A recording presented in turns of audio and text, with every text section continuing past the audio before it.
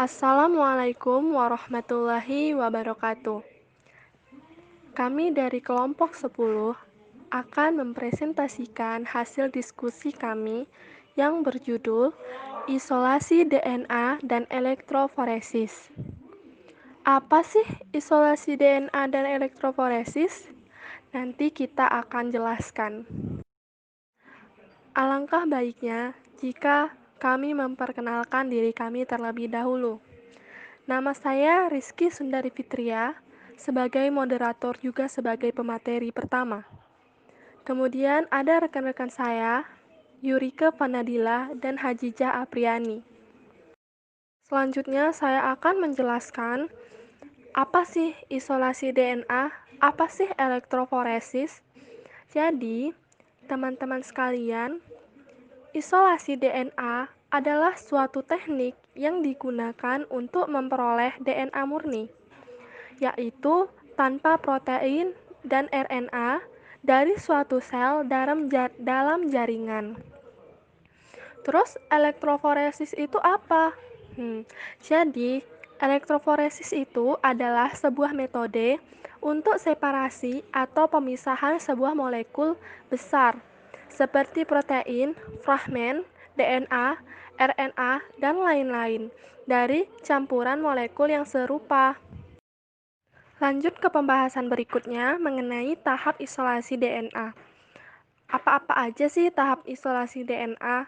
Jadi, tahap isolasi DNA ada 3 tahap. Yang pertama, tahap lisis atau pemecahan dinding sel, yaitu peristiwa pecah atau rusaknya integritas membran sel dan menyebabkan keluarnya organel sel. 2. Ekstraksi DNA. Ekstraksi DNA ini merupakan teknik untuk mengeluarkan DNA dari sumber asal, inti sel atau organel sel, DNA kloroplas, DNA mitokondria.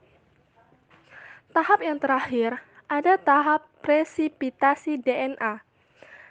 Tahap ini adalah metode yang berguna untuk mengendapkan komponen dari suatu campuran. Baiklah, pembahasan berikutnya akan dilanjutkan oleh pemateri kedua. Assalamualaikum warahmatullahi wabarakatuh. Saya Yurike Panadila akan melanjutkan submateri yang berikutnya, yaitu prinsip dasar isolasi DNA.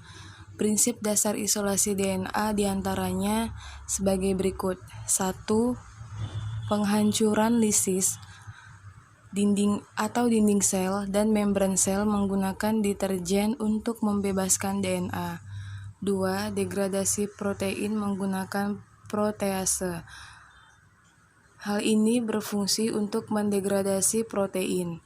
Yang ketiga ada presipitasi DNA menggunakan alkohol atau etanol atau isopropanol dan garam, misalnya Na-asetat. Dan yang terakhir adalah pelarutan DNA dengan air atau buffered TE atau tris EDTA dengan pH 8. Selanjutnya ada metode isolasi DNA. Yang pertama ada metode CTAB atau cetyl trimethyl ammonium bromide.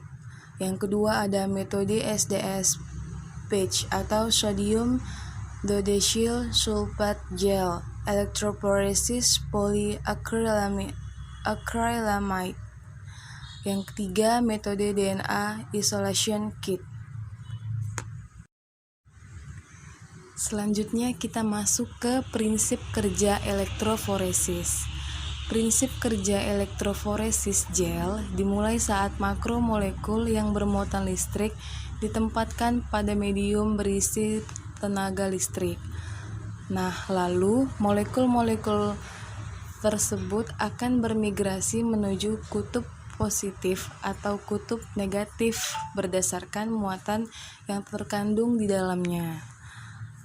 Nah, kemudian molekul-molekul yang bermuatan negatif atau anion akan bergerak menuju kutub positif atau anoda.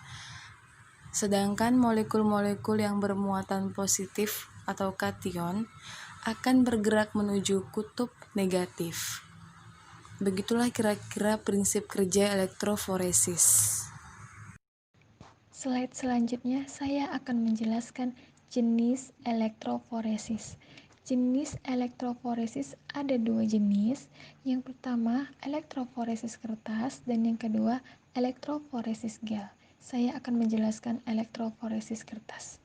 Elektroforesis kertas ialah jenis elektroforesis yang terdiri dari kertas sebagai fase diam dan partikel bermuatan yang terlarut sebagai fase gerak, terutama ialah ion-ion kompleks. Pemisahan ini terjadi akibat adanya gradasi konsentrasi sepanjang sistem pemisahan. Pergerakan partikel dalam kertas tergantung pada muatan atau valensi zat terlarut, luas penampang, tegangan yang digunakan, konsentrasi elektrolit, kekuatan ion, pH, viskositas, dan absorpsivitas zat terlarut. Selanjutnya, elektroforesis gel. Elektroforesis gel merupakan salah satu teknik utama dalam biologi molekuler. Prinsip dasar teknik ini adalah bahwa DNA, RNA, atau protein dapat dipisahkan oleh medan listrik. Dalam hal ini, molekul-molekul tersebut dipisahkan berdasarkan laju perpindahannya oleh gaya gerak listrik di dalam matriks gel. Slide selanjutnya saya akan menjelaskan bagaimana terjadinya suatu proses elektroforesis. Jadi, jika arus listrik dengan tegangan rendah dialirkan ke dalam dispersi koloid, maka partikel-partikel koloid bergerak menuju elektrode positif atau negatif. Hal ini membuktikan bahwa partikel-partikel koloid dalam medium mendispersinya bermuatan listrik. Selanjutnya, kegunaan elektroforesis tersebut. Elektroforesis digunakan untuk mendeteksi muatan partikel koloid. Jika partikel koloid berkumpul di elektrode positif, berarti koloid bermuatan negatif. Jika partikel koloid berkumpul di elektrode negatif, berarti koloid bermuatan positif. Sekian dari hasil presentasi kami. Wabillahi taufiq wal hidayah. Wassalamualaikum warahmatullahi wabarakatuh.